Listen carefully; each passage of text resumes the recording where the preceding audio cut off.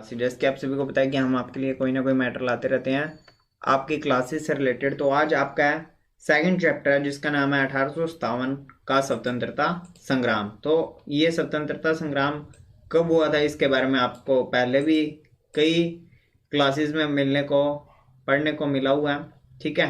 तो आज हम जो पढ़ने वाले हैं उसके ऊपर जरूर ध्यान रखें कि आपने क्या क्या मैटर को पढ़ना है, किस किस पे हमने चर्चा करनी है। तो राजस्थान में 1857 की क्रांति हुई थी, इसके बारे में भी आपको डिटेल से बता देंगे। तो सबसे पहले है राजस्थान में 1857 की क्रांति के क्या कारण थे। सबसे पहले कारण जो है आपका पहला नंबर कारण है वो है कंपनी का राज्य के आंतरिक शासन में हस्तक्षेप। तो कंपनियां जो थी वो अंग्रेजों की थी, तो वो क्या करती थी, राज्य के जो राजा महाराजा थे उनके साथ हस्तक्षेप करती थी उनके मामलों के बीच में। जैसे 1839 में जोधपुर के किले पर अधिकार मांगरोल के युद्ध में कोटा महाराव के विरुद्ध दीवान जालिम सिंह की मदद मेवाड़ प्रशासन के बार बार हस्तक्षेप किए गए थे, ठीक है। इन चीजों के कारण अंग्रेज जो थे वो हस्तक्षेप अपना बहुत ज्यादा ही बढ़ा रहे थे राज्यों के बीच में। इसका दूसरा कारण है राज्यों में उत्तराधिकार के प्रश्न पर असंतोष। मतलब कि उत्तराधिकार का मतलब ये होता है कि जैसे किसी का बच्चा लड़का नहीं है या कोई भी बच्चा नहीं है जिसके पास, तो वो गोद लेके उसको अपना उत्तराधिकारी घोषित कर सकता है। ये पहले नियम था। जब ये राजा महाराजा आए तो इन्होंने, इनके कईयों के बच्चे नहीं थे तो इन्होंने गोद लेने की परंपरा शुरू कर दी थी। फिर अंग्रेज जैसे ही प्रवेश हुए तो अंग्रेजों ने कहा कि यहाँ पे कोई भी क्या नहीं करेगा, गोद नहीं ले सकता, ठीक है। गोद नहीं लेगा तो क्या होगा कि जो अंग्रेज लोग है वो अपने अधिकार में उस क्षेत्र को कर लेते थे। तो 1826 में अलवर राज्य में हस्तक्षेप पर अलवर राज्य को दो हिस्सों में बांट दिया गया। 1826 में भरतपुर के लोहागढ़ दुर्ग को नष्ट कर दिया गया। पॉलिटिकल एजेंट के अधीन काउंसिल की नियुक्ति की गई। 1844 में बांसवाड़ा महारावल लक्ष्मण सिंह के नाबालिगी के कारण अंग्रेजी नियंत्रण की स्थापना भी की गई। और अब ये जो हस्तक्षेप कर रहे थे तो इन्होंने राजाओं से असंतोष की भावना भी बढ़ती रही और राजाओं ने इनका विरोध करना शुरू कर दिया।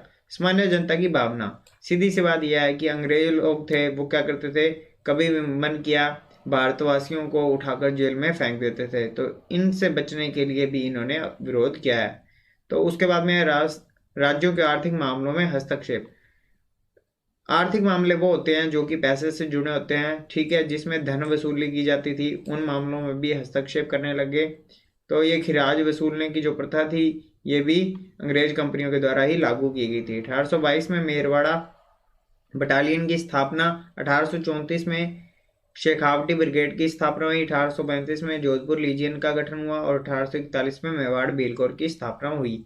तो इन चीजों के बारे में आपको पता होना चाहिए कि क्या क्या कारण रहे 1857 की क्रांति के, क्या लोगों ने भी इनका विरोध कैसे किया है। सामंतों की मनोदशा। सामंत का मतलब ये होता है कि नौकर कह सकते हैं, ठीक है। तो ये क्या होते थे, 1818 ईस्वी की संधियों के पूर्व तक शासक को मुख्यतः सामंतों पर ही निर्भर रहना पड़ता था। तो जो नौकरशाही थी उसी की तरह इनको काम करना पड़ता था। फिर इनकी संधियां हुई तो इनकी निर्भरता समाप्त होगी। सामंत अपनी दुखद स्थिति, मतलब कि अपने जो राजा महाराजा थे ये एक तरह से सामंत की तरह काम करते थे। ये अंग्रेजों को ही अपना, हम कह सकते हैं, एक तरह से राजा मानते थे। अव्वा, कोठारिया और सलुम्बर ठिकाने इसके उदाहरण है। इन्होंने, ये जो राजा थे ये इनके सामंत बन के रहे थे। अब तत्कालिक कारण क्या थे 1857 की क्रांति के, वो चीजें हैं। तो इसमें तत्कालिक कारण था एक तो एनफील्ड राइफल। एनफील्ड राइफल का मतलब यह है कि जो गोलियां चलाई जाती थी उसके बीच में क्या हुआ, गाय व सुअर की चर्बी डाली जाने लगी। ऐसा बताया गया कि गाय व सुअर की चर्बी का प्रयोग किया जाता है। और उसे क्या होता था, पहले की जो गन्स थी उनको मुंह से खोला जाता था और उसके अंदर बारूद भरा जाता था। फिर क्रांति का प्रारंभ कब हुआ, क्रांति की शुरुआत कब हुई, तो 10 मई 1857 को हुई थी क्रांति की शुरुआत। क्रांति की शुरुआत कहाँ से हुई थी ये भी आपको क्वेश्चन बताना चाहिए। मेरठ से हुई थी 10 मई 1857 को पूरे भारत के अंदर। इस समय मेवाड़, मारवाड़ व जयपुर में मेजर शावर्स, मोकमैसन, कर्नल ईडन ये पॉलिटिकल एजेंट वहां के नियुक्त थे। इनके बारे में भी आपको बताना चाहिए। राजस्थान का जो एजीजी था वो कौन था, जॉर्ज पैट्रिक लॉरेंस, जो कि वहां का एजीजी था। तो इसके बाद में ये आपके सामने 6 छावनी है। ये भी क्वेश्चन आपसे पेपर में पूछा जा सकता है कि राजस्थान में उस समय सैनिक छावनियां कौन कौन सी थी, तो ये आपको पता होना चाहिए कि कौन कौन सी सैनिक छावनियां रही हैं। ठीक है, ये लिखा हुआ है, जैसे कि नसीराबाद हुआ, 1 नंबर नसीराबाद, नीमच, फिर एरियनपुरा, फिर पाली, देवली हो गया, एरियनपुरा पाली के अंदर है, देवली टोंक में हो गया, उसके बाद में ब्यावर अजमेर में है, खेरवाड़ा उदयपुर में है। इनके जो रेजिमेंट थे ये भी आपको बताना चाहिए कि वहाँ पे कौन कौन सी रेजिमेंट थी, मतलब वहाँ पे सैनिक लोग कौन कौन से रेजिमेंट से थे। उसके बाद में क्या है, इन सैनिक छावनियों में 5,000 भारतीय सैनिकों के अतिरिक्त तो कोई भी यूरोपियन सैनिक नहीं था, मतलब कि सारे भारतीय ही थे। उसके बाद में इनको मेरठ विद्रोह की सूचना माउंट आबू में मिलती है 19 मई 1857 को, लॉरेंस को मिलती है। ठीक है, फिर उसने सभी राजाओं को निर्देश किया कि राज्यों में अपनी शांति व्यवस्था बनाए रखो, जो लोग भी मतलब राजा की बात मानते थे। फिर नसीराबाद में विद्रोह कब होता है, 28 मई 1857 को होता है। नसीराबाद छावनी में सैनिक विद्रोह कर दिया था उन्होंने। फिर मेजर स्पॉटिस वुड व न्यूबरी की हत्या कर दी गई थी, ये भी आपको पता चाहिए। दिल्ली की ओर जो प्रस्थान कर रहे थे लोग, उनका पीछा कर रहे थे। उसके बाद में नीमच में विद्रोह होता है। ठीक है, सब उसके बाद में नसीराबाद में हुआ, नसीराबाद में 28 मई 1857 को होता है। उसके बाद में नीमच में 3 जून को होता है। सैनिक मोहम्मद अली बैग के नेतृत्व में वहां पे विद्रोह किया गया, आग लगा दी गई। मैकडोनाल्ड ने किले की रक्षा करने का प्रयास किया, पर क्या होता है कि ये लोग उनके ऊपर हावी हो जाते हैं। उसके बाद में जैसे लिखा है, शावर्स ने कोटा, बूंदी तथा मेवाड़ की सेनाओं की सहायता से नीमच पर पुनः अधिकार कर लिया था। तो ये जो शावर्स था अंग्रेज अधिकारी, इसने वापस से अधिकार कर लिया था मेवाड़, कोटा और बूंदी की सेनाओं को साथ में लेते हुए। उसके बाद में आता है एरियनपुरा का विद्रोह। तो 21 अगस्त 1857 को एरियनपुरा में विद्रोह स्टार्ट हो गया। इसमें जोधपुर लीजियन ने मोती खां, सूबेदार शीतल प्रसाद तिलकराम के नेतृत्व में वहां पे विद्रोह कर दिया था। वे क्रांति के नेताओं के आदेशानुसार चलो मारो, चलो दिल्ली मारो फिरंगी का नारा देते हुए दिल्ली की ओर चल पड़े थे।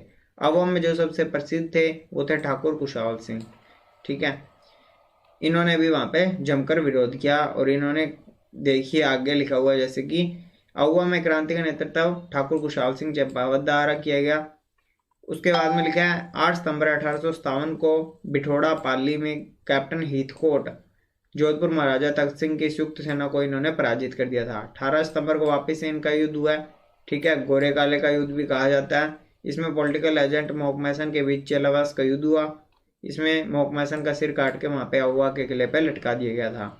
और लास्ट में क्या होता है कि बाद में वापस से अहुआ पर वापस से अंग्रेज लोग जो है ये अहुआ पर हमला करते हैं, और जो ठाकुर कुशाल सिंह है उसके ऊपर केस चलाया जाता है, जिसमें कुशाल सिंह को बाइज्जत बरी कर दिया जाता है कि उनका कोई भी हस्तक्षेप नहीं था। इस तरह से कोटा में फिर विद्रोह होता है, ये कोई खास नहीं है। 15 अक्टूबर को होता है, लाला जादयाल व मेहराब अली खां के नेतृत्व में। ठीक है, यहाँ पे शांतिपूर्ण तरीके से हुआ था, सुनियोजित तरीके से हुआ था।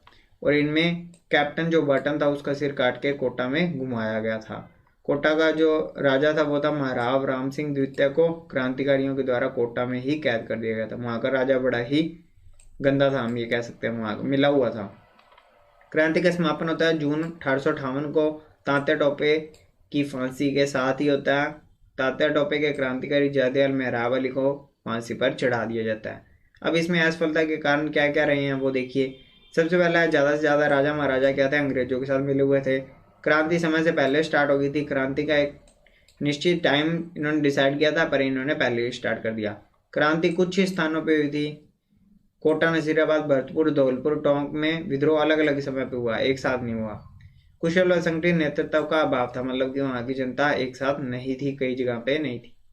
मारवाड़, मेवाड़ व जयपुर के शासकों ने तात्या टोपे का सहयोग नहीं किया, यह भी एक बड़ा रीजन बनता है। क्रांति का परिणाम क्या हुआ, ब्रिटिश सरकार ने राजाओं को अंग्रेजी शिक्षा देना प्रारंभ कर दिया। यह नहीं, उनकी पुरस्कार देना और उपाधियां देना भी शुरू कर दिया, मतलब कि जो अंग्रेज लोग थे वो अपनी मनमानी करने लग गए।